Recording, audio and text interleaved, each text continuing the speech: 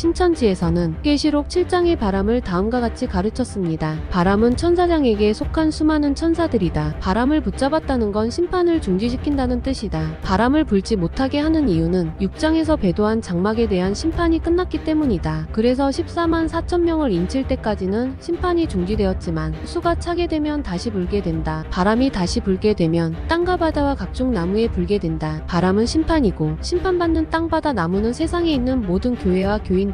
정리하면 개7장의 바람은 심판이며 14만 4천 명 인칠 때까지는 심판을 중지한다. 수가 차게 되면 세상의 모든 교회와 교인들에게 바람이 불게 된다 라는 것입니다. 이게 약속의 목자라는 총회장이 예수님과 천사에게 직접 보고 들은 것이라고 우겼던 신천지의 교리입니다. 그런데 코로나가 터지자 총회장은 코로나가 계시록의 큰한난 곧 바람이라는 망언을 해버렸습니다. 근데 총회장 말대로 코로나가 바람이라면 환난은 세상 교회로 불어야 하는 게 신천지 교리였기 때문에 신천지인들은 코로나에 걸리면 안 되는 게 성경적인 것임에도 불구하고 안 걸리기는커녕 예배 시간에 누가 마스크를 쓰냐면서 혼내다가 코로나의 온상이 되어버렸었습니다. 결국 코로나가 환난 즉 바람이라는 총회장의 말은 세계 최고의 구라라는 게 드러난 사건이었죠. 그러자 집화장들은 총회장의 교리변개 구라 사건을 수습하기 위해 이런 교육을 했었습니다. 수가 차게 되면 부는 바람을 우리는 센터에서 어떻게 배웠냐. 14만 4천에게는 불지 않고 저 세상에만 부는 바람으로 알았다. 그때는 그렇게 알았다. 그런데 오늘날 이 시기 즉 코로나입니다. 코로나를 통해서 말씀이 이루어진 것을 몸으로 겪어보니까 결국 바람은 세상에도 불지만 동시에 하나님 나라에도 부는 것임을 이제 깨닫게 되었다. 완전 헛소리를 하고 있죠. 이게 반증인 건지 자폭인 건지 모를 정도인데요. 저 교육의 멘트 하나하나를 잘 살펴보세요. 저 교육의 핵심은 그때는 그렇게 알았다. 그런데 몸으로 겪어보니까 그게 아니었고 다른 것이라는 것을 이제 깨닫게 되었다 라는 것이거든요. 이 말은 결국 뭘 의미할까요? 총회장의 말이 틀렸다라는 겁니다. 맞죠? 총회장이 예수님과 천사에게 직접 보고 들어 전했다는 말이 이루어질 때 겪어보니 아니었다라는 말입니다. 한마디로 하면 총회장의 말이 구라였다 이겁니다. 신천지인 여러분 저런 엉터리 교육에 속아서 되겠습니까? 저런 엉터리 교육을 듣고도 뭐가 잘못되었는지 판단이 안 되십니까? 물론 저런 엉터리 교육을 또 정당화하기 위해 선생님도 깨달아 가신다는 말을 하고 있긴 하지만 그것도 말이 안 되는 말인 거 아시죠? 깨달았으면 깨달은 것이고 못 깨달았으면 못 깨달은 것이지 깨달아가고 있는 건 또 뭔가요? 깨달아가고 있다면 완전히 깨달은 건 아니란 뜻인데 그러면 샷다마우스하고